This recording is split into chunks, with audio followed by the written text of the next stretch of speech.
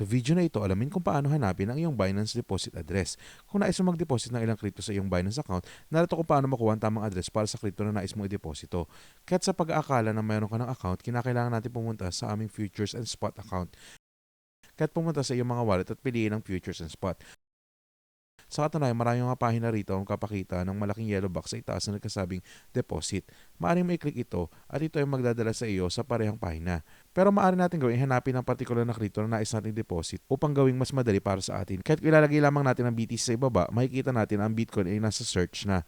Pagkatapos ay press lang ang deposit dito. Ito ay magdadala sa iyo sa parehong pahina na kung saan mo itutulak ang malalaking yellow button na ito. Nga. Ngayon, kung ikaw nasa telepono, ito ay eksaktong pareho. Kailangan mo lamang hanapin yung mga wallet pagkatapos ng asset na nais mo i-deposito. Kaya't muli, may malalaking yellow button sa itaas sa kanang sulok na nagsasabing deposit. Maaaring mo pindutin iyon o pumunta sa iyong mga wallet at pagkatapos pumunta sa spot account at hanapin ang asset na nais mo i-deposito.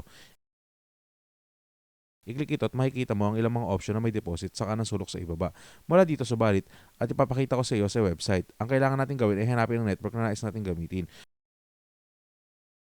Ang network na iyong ginagamitin ay maaaring depende saan mo ito ipapadala. Mula dito, mayroon tayong maraming iba't ibang option sa kung aling network natin nais gamitin upang matanggap ang asset na nais nating i-deposito. Kaya papakita ko ang iba't ibang option dito at ipapaliwanag ang mga pagkakaiba sa kanila. Kung ikaw ay may Bitcoin sa ibang wallet kaysa sa kung saan mo ito ipapadala, iyon ang mahalagang factor. Kaya't mayroon akong ilang Bitcoin sa isang decentralized crypto wallet tulad ng Trust Wallet.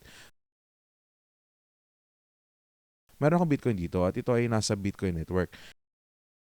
Dahil ang asset na ito ay nasa isang wallet na sa Bitcoin Network, kinakailangan kong gamitin ang Bitcoin Network para sa pagpapadala at pagtanggap. Kaya't ang network na iyong ginagamit para sa pagpapadala at pagtanggap ay dapat pareho sa parehong dulo.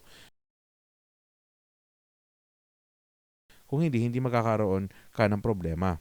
Ako yung makakapiling network at pagkatapos ay Bitcoin dito dahil ako ay tumatanggap sa Bitcoin Network at nagpapadala mula sa Bitcoin Network. Narito ang aking address at maaari kong kopyahin ito at ilagay sa lugar na pinanggalingan ko ng pagpapadala.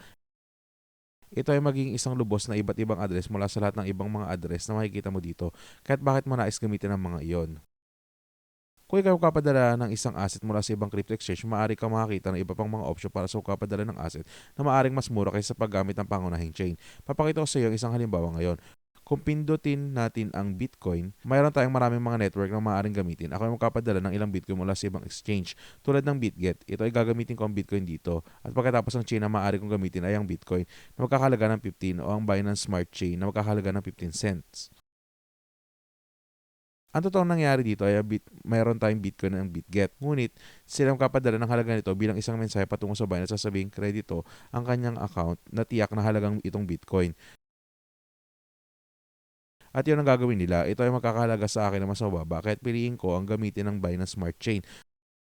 Pumunta sa network na ito at pumili ng BEP20 Binance Smart Chain at narito ang aking deposit address. Isang ganap na iba't ibang address mula sa Bitcoin. Hindi natin ginagamit ang Bitcoin Network. Ito ay simpleng mensahe lamang sa pagitan ng dalawang exchange na nagkasabi i-debit at i-credit ang aking account ng tiyak na halagang itong Bitcoin. Ngayon, sa likod, alam ng exchange na mayroon kang tiyak na halaga ng Bitcoin. At kapag nais mong i-withdraw ito, maaari mo itong i-withdraw sa anumang chain na nais mo rin. Kaya ang mga bagay sa likod ay sinasagawa ng exchange. Ngunit ang mensahe natin isinusulat mula sa isang exchange, pumunta sa iba ay mas mura gamit ang Binance Smart Chain para lamang sa 3 segundo na dumaan ang mensaheng iyon. Iniwan ko ang isang link sa BitGet sa description din.